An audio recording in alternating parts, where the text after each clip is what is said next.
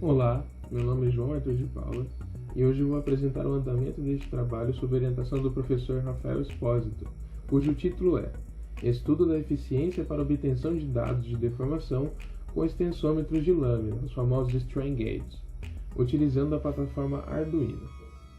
Todos os anos, uma grande quantidade de edificações sofre acidentes por colapso, e muitos desses casos teriam sido evitados se fossem utilizados monitoramentos estruturais para manutenção preventiva.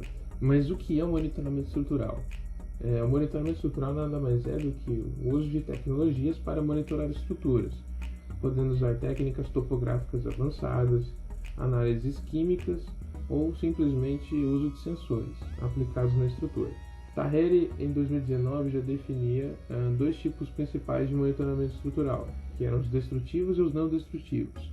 Entretanto, nenhum dos dois oferecia fornecimento de dados contínuos e não tinha uma técnica de processamento de dados avançada.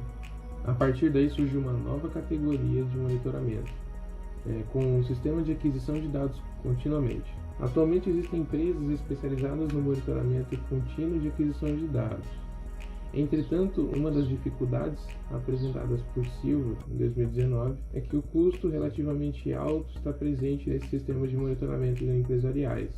Além disso, existe uma grande necessidade de conhecimento específico para a realização desse trabalho. Essa condição incentiva pesquisas em busca de desenvolvimento de técnicas de baixo custo, como por exemplo o uso da plataforma Arduino, que combinada com componentes como extensômetros de resistência elétrica, buscam um sistema de aquisição de dados eficiente.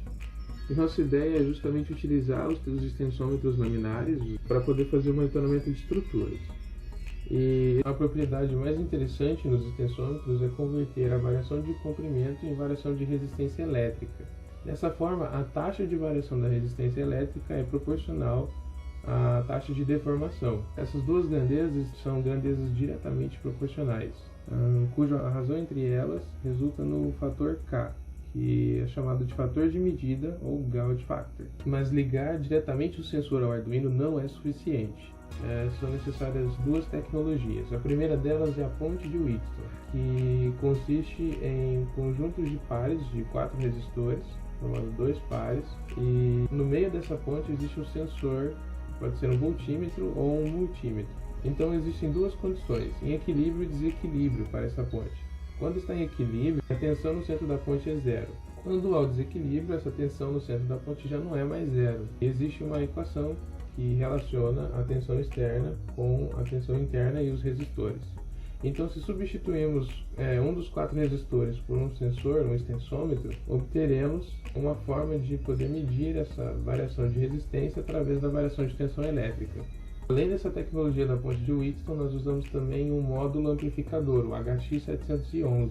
Além disso, ele também é um conversor analógico digital, convertendo o sinal analógico do sensor em sinal digital para o Arduino.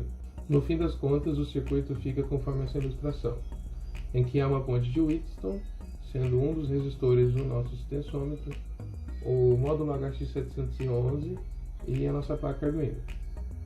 Então é necessário que haja o desenvolvimento de equações que relacionam os dados fornecidos com o Arduino e as deformações.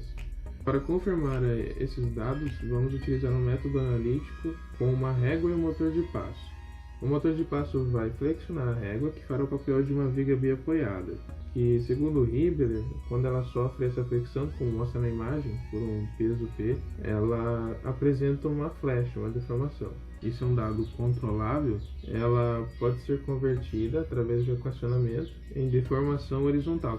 Essa variação vai ser comparada com os dados fornecidos do Arduino. E para obter esse resultado analítico, vamos utilizar essas equações, essas 5 equações, que através delas, com os dados da flecha máxima, vamos obter essa variação de comprimento. A respeito dos resultados, o protótipo funcionou, está funcionando, apresentando dados efetivos. A instalação também funcionou bem. O motor de passo flexiona e o sensor também varia com isso. E sim, é viável fazer um estudo de monitoramento estrutural de baixo custo utilizando os circuitos do Arduino e dos sensores extensômetros. E além desse estudo, há também a possibilidade de outros estudos com protótipos a respeito da medição de variação de temperatura, do uso da integração com ferramentas BIM de forma experimental, entre outros empregos e utilidades. Muito obrigado por ter assistido até aqui. Até a próxima!